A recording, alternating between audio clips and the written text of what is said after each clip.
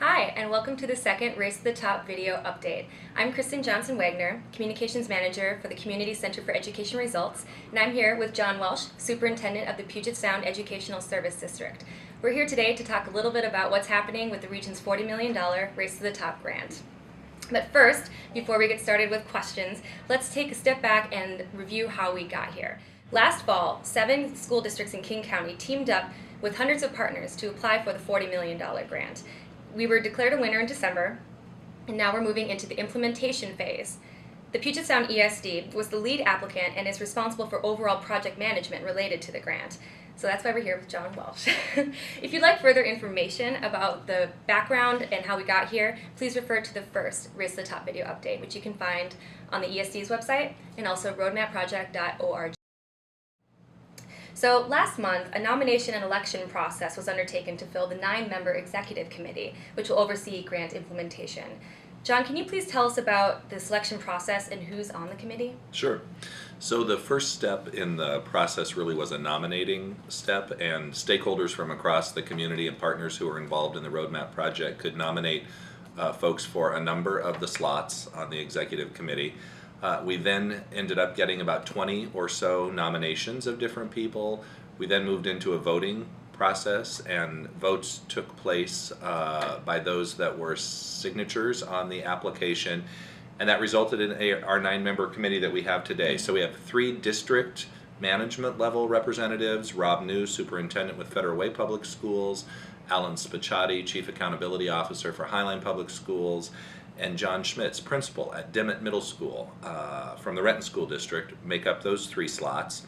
We have 3 Teacher Association leaders on our executive committee: Connie Compton with the Kent School District, Phyllis Silling, the Renton School District, and Stacy Hawkins with the Highline Public Schools are those 3 individuals. And then 2 community at large representatives were nominated and voted in. We have Mark Okazaki from Neighborhood House and Mary Jean Ryan with the Community Center for Education Results, and then myself.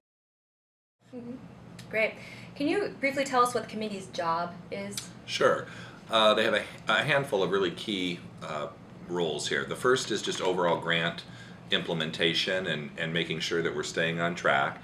The second is a pretty big piece, which is around managing our investment funds. So we have 4 projects that we refer to as investment funds, and they're projects that allow districts to create proposals in a variety of areas. One is in teacher and principal professional development. One is in high school course rigor and developing new courses and pathways to college.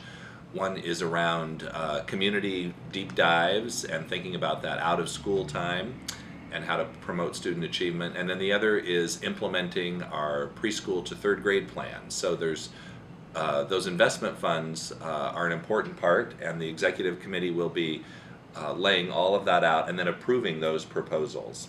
And then the third piece is really around monitoring the overall performance of the grant and recommending mid-course corrections when we need to do that. Mm-hmm. All right. And there's been another big announcement recently. A project director has been hired. Jessica DeBarros will be stepping into this role later this month. Can you tell us a little bit more about Jessica? Sure. So Jessica comes to us most recently from Los Angeles Unified Public Schools, where she's been a director working on a turnaround project for a number of schools that are in school improvement there in the LA area. Prior to that, she spent a number of years here in the Puget Sound. She worked for Seattle Public Schools as a project manager, and she was also with the City of Seattle in their education division, working closely with their family ed levy, and she was a senior policy analyst there. So well known in the area. Mm-hmm. We're fortunate to have her. We were really fortunate to have a number of great candidates apply for this position. Mm-hmm. Wonderful. Okay. Well, these are great updates.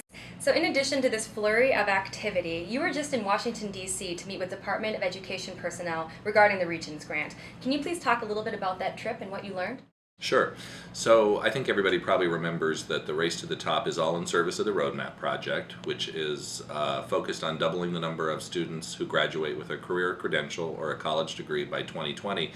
This particular grant, though, does a deep dive around personalization. So our trip back to Washington, D.C. exposed us to some different ways that people and districts have been thinking about and trying personalization.